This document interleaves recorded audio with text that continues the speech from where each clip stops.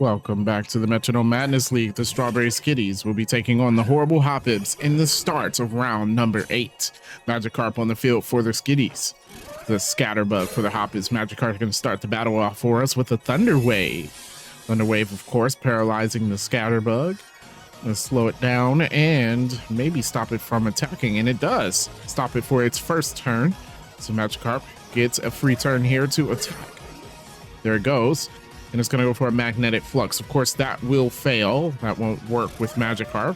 And the Scatterbug will take its first turn in the match with a Smackdown. Smackdown, it was a crit. Doing a little bit of damage to the Magikarp. A decent amount. There goes Magikarp now with an Ingrain. Interesting. Magikarp trying to stay on the field as long as possible. Planting its roots and getting some health back at the end of every turn. There goes Scatterbug now with the Bitter Blade. Bitter Blade, not very effective against the Magikarp. Magikarp will heal some of that health back up that it got stolen by the Scatterbug, by the way. There goes the Magikarp now. Magikarp with a Sand Tomb. Sand Tomb not very effective, but that damage at the end of every turn might just give Magikarp the advantage. Here we go. Sky Attack from Scatterbug. It's going to take 2 turns. It will land. It's usually a really strong move. See what happens. Magikarp gets some more health back there. And the Sand Tomb takes some from the Scatterbug. The Horrible Hoppips are on top of the season, 6-1. Skitties 3-4. Skitties have an uphill battle here with the Earth Power, which is not very effective. Scatterbug with the Sky Attack. It's avoided. Magikarp avoiding the hit. Good move. And every hit it can avoid is good for the Magikarp. That paralysis in combination with the Ingrain actually works very well in Magikarp's favor. There goes the Tail Whip. And that, the Clear Amulet does not allow Scatterbug to lose any stats as it goes for the Overheat, which actually hits hard considering it's not very effective. Magikarp at 38 HP. A little bit more now that it took some from Ingrain. The Sand Tomb doing more damage. The Scatterbug is in the yellow. Here comes Magikarp again, this time with a Heavy Slam. Heavy Slam doing a little bit. Scatterbug with the Safeguard, putting a Safeguard up for it and his team. This Magikarp goes back into the green. Scatterbug's in the red thanks to Sand Tomb. Magikarp on top of this matchup here. Looks like it's going to win it. There goes the Magikarp again with a Mega Kick, and now to do it. Scatterbug goes down. Horrible Hoppips lose the first Pokemon of the match. This Magikarp gains more HP. Corphish comes out for the Hoppips. They need to take Magikarp down so they can move on. Magikarp is going to move first, though, and goes for a Draco Meteor. That hits decently to Corphish, but will lower Magikarp's stats there. As Corphish goes for the Circle Throw. Circle Throw hits pretty hard. Magikarp pretty close to the danger zone. Of course, the Ingrain helping it out a little bit. Magikarp once again. This time it goes for a Heat Wave. Not very effective. Barely did anything. Corphish goes again. This time with a Seismic Toss, and that'll do it. And Magikarp goes down. So Magikarp finally faints, and the Skitties will have to go for their Gulpin. Gulpin coming out on the field.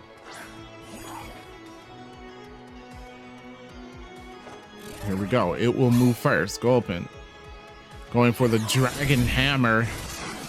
Dragon Hammer hits. Corphish in the yellow. Corphish with the Power Swap. Gonna switch any changes to attack and special. I don't think there have been any. So that was a wasted turn, of course. There goes Gulpin once again, this time with a not very effective Flamethrower. Tipping away at the Corphish, but Corphish is at low health. So it just might work. A Wave Crash, that is stab, and a critical hit with the Wave Crash. Gulpin on 1 HP. The recoil will take out the Corphish, but that was a strong move for them to use. Hoppips down to their last Pokemon now. The Intimidate gonna lower Gulpin's attack.